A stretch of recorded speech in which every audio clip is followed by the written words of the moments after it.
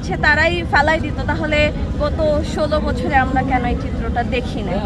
দেখুন, আজকের দিনে দাঁড়িয়ে আমি যখন গত বছরের কথা চিন্তা করছি, যে মোটামুটি এর 2 ঘন্টা আগেই বলা যায় যে আমরা নিশ্চিত হতে পেরেছি যে আমাদের আপা আমাদেরকে ছেড়ে বিদায় নিয়েছেন। তো হ্যাঁ, সেটার সাথে তার আগের যে শোক বা তার আগের যে ক্ষতগুলো ছিল, সেখান থেকে একটা মানে আনন্দ অশ্রু যেটাকে বলে, সেই অনুভূতিটা আজকে এখনও তাজা আছে। তবে আমাদের এখন যে অন্তর্বর্তীকালীন সরকারের যারা আছেন, তাদের কাছে বিনীতভাবে অনুরোধ জানাবো যে এই 1 বছরের মধ্যে তারা যতটুকুনি প্রচেষ্টা করেছে, তাদের জায়গা থেকে যতটুকুনি সময় তারা আরও সামনে পাচ্ছে, তারা যেন এই জায়গাটাকে আরেকটু গুরুত্ব সহকারে আরও গভীরভাবে আমাদের যে সংস্কারগুলো দরকার ছিল বা আমাদের নতুন বাংলাদেশের স্বপ্ন যেভাবে আমরা করতে চেয়েছি, সেই দিকটাতে যেন আরও ভালোভাবে কাজ করে। আর মানে আসলে কথা বলার অনেক কিছু আছে, মানে অনেক কিছু, এখন হয়তো বা সব কিছু বলা সম্ভব হবে না। তবে হ্যাঁ, আজকের দিনের মনে হচ্ছে যে এতদিন যেটা হতো যে আগস্ট মাস আমরা শোকের মাস হিসেবে পালন করছি, সেইটা হচ্ছে এখন আমাদের নতুন একটা বাংলাদেশের স্বপ্ন, নতুন বিজয় হিসেবে পালন করছি। এই অনুভূতিটা আসলেই মানে একটা ওনারশিপের জায়গা থেকে কাজ করতেছে, যে এই বিজয়টা আমার বা এই বিজয়টা আমাদের। আমাদের আগে মিডিয়াগুলো কিভাবে কাজ করতো বা ইনফরমেশনগুলো কিভাবে স্প্রেড আউট করতো, আগের মিডিয়াগুলো তো এক কথায় মানুষ যে কেউই বলবে যে হচ্ছে তারা দালালি করতো, যার জন্য আজকে যে রেপ কেসগুলো সামনে আসতেছে বা যে মার্ডারটা সামনে আসতেছে বা যেভাবে মব জাস্টিসটাকেও সামনে আনা হচ্ছে, এখন কিন্তু মিডিয়া ফ্রি হয়ে গেছে, যার জন্য যে ঘটনাটা ঘটছে সেটাকে তারা সামনে আনার চেষ্টা করতেছে। এবং ডে বাই ডে যেহেতু ডিজিটালাইজেশনের জায়গাটা বাড়ছে, সেখানে দেখা যাচ্ছে যে সবার হাতে ফোন থাকছে, ডিভাইস থাকছে, তারা কিন্তু ইনফরমেশনটাকে স্প্রেড আউট করতেছে। কিন্তু এর আগে আরও কয়েক বছর আগের কথা যদি চিন্তা করি, এই পরিমাণে কিন্তু ডিভাইস আমরা ব্যবহার করতাম না।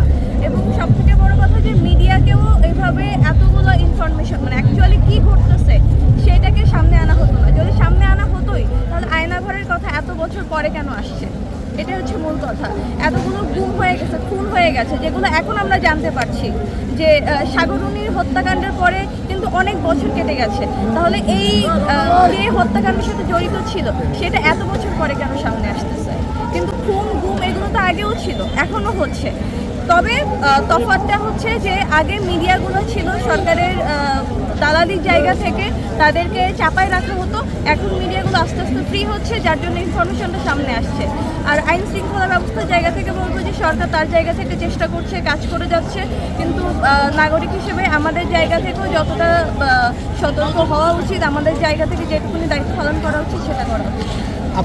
প্রথম কথা হচ্ছে যে আমার ভোট দেওয়ার অধিকারের জায়গা থেকে সময়টা আরও আগে ছিল, মানে এর মধ্যে কয়েক বছর কেটে গেছে কিন্তু কখনো ভোট দিই নাই। এবার হয়তো বা ভোট দেওয়ার সময় এসছে, বা নিজের ওনারশিপের জায়গা থেকেই ভোটটা দিতে পারবো যে হ্যাঁ, স্বাধীন দেশে আমার যথাযথ জায়গা থেকে। কারণ এর আগে যেটা হয়েছে যে আমার ভোট হয়ে গেছে, আমি এটা জানতাম, কেউ না কেউ দিয়ে ফেলছে ভোটটা। তো যাই হোক, আমি এনসিপির জায়গা থেকে একটা কথা বলবো যে তারুণ্যের যে শক্তিটা প্রথম দিক থেকে কিন্তু যেটা আমরা দেখেছি যে আপনার তরুণ বলে একটু যারা মিডল এজ বা তার ওপরে যারা আছে, তারা অনেকে হ্যাঁ এনসিপিকে সাপোর্ট করছে। তাদের এই যে যাত্রাটা ছিল, আমরা যেহেতু এই বিপ্লবের পরবর্তীতে, গণ অভ্যুত্থানের পরবর্তীতে চিন্তা করছি যে তাদেরই সরকার, এভাবে একটা মানুষের চিন্তাভাবনা আছে, সেই জায়গা থেকে তারা সাপোর্ট করলেও তাদের মধ্যে একটা দ্বিধাদ্বন্দ্ব ছিল যে এরা তো তরুণ, এরা তো অল্প বয়স, কীভাবে বুঝবে, এরা তো রাজনীতিক কিছুই বুঝে না। কিন্তু এই জায়গাটা আমার মনে হয় যে 1 মাসের পদযাত্রায় তারা অনেকখানি কাটিয়ে উঠতে পারছে। মানুষের কাছে যখন গেছে, তখন মানুষও চিন্তা করেছে যে ঠিক আছে, তারা হয়তো বা আমাদের কাছে আসছে, আমাদের কথা শুনছে, এর মানে আমি এই দলটাকে ওন করতে পারছি। অন্ততপক্ষে এই চিন্তা বা এই স্পর্শটা তাদের কাছে গেছে বলে মনে হয়। এখানে কক্সবাজার গোপালগঞ্জের জায়গা থেকে, হ্যাঁ গোপালগঞ্জেরটা আমি যদি বিশেষ করে ধরি, কক্সবাজারটাও ধরছি, কিন্তু তার আগে যদি গোপালগঞ্জের ঘটনাটা আসি, সেখানে আমরা এত বছর দেখেছি যে গোপালগঞ্জটা ছিল এই ফ্যাসিস্ট সরকারের আমলে, যে এটা হচ্ছে এক প্রকার বলা যায় ওটাই মনে হয় বাংলাদেশের রাজধানী ছিল। আপনি যদি দেখেন গোপালগঞ্জের মানুষ থেকে শুরু করে ওখানের যে ধরনের সুযোগ সুবিধা পাওয়া যায়, সব দিক থেকে কিন্তু গোপালগঞ্জই সব থেকে প্রায়োরিটিটা বেশি পাইছে। এমনকি অন্যান্য অঞ্চলে যেখানে দেখা যাচ্ছে যে জামাত বা বিএনপির লোক বেশি বলে গণনা করা হচ্ছে, সেখানে মানুষগুলোও কিন্তু চাকরি পাচ্ছে না। কিন্তু যখনই গোপালগঞ্জের প্রশ্নে আসতেছে, তার কিন্তু কোনো ধরনের কোনো কি বলা যায় যে যোগ্যতার থেকে তার ওই গোপালগঞ্জে জন্মগ্রহণ করা বা পৈতৃক পরিচয়টাই বড় হয়ে উঠতেছে। তো সেখানে এবং এইটাকে কাইন্ড অফ বলা যায় যে হ্যাঁ, আওয়ামী লীগের আঁতুড়ঘর ছিল। এবং সেখানে যেহেতু আমাদের এনসিপি যখন পদযাত্রায় ছিল, তাদের ওপরেই তো আওয়ামী লীগের যে বড় ক্ষোভ, সেইটাকেই হয়তো বা বাস্ট আউট করছে, খুব স্বাভাবিকভাবে বাস্ট আউট করছে।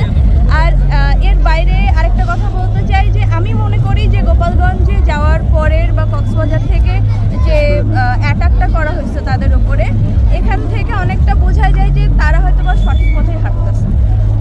না হলে এই অ্যাটাকটাকে কিভাবে তারা করতে পারে?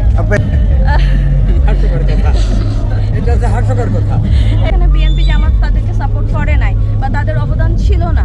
হ্যাঁ, সংগঠিত করার জন্য তাদের অবশ্যই অবদান ছিল, কিন্তু আপনি যেভাবে বলছেন যে এই জায়গা থেকে হচ্ছে তারাই ফেলাই দিত, তাহলে গত 16 বছরে আমরা কেন এই চিত্রটা দেখি না? কেন এই 16 বছর পরে এসে স্টুডেন্টদেরকে প্রাণ দিয়ে এই জায়গাটাকে বাংলাদেশে আনা লাগছে?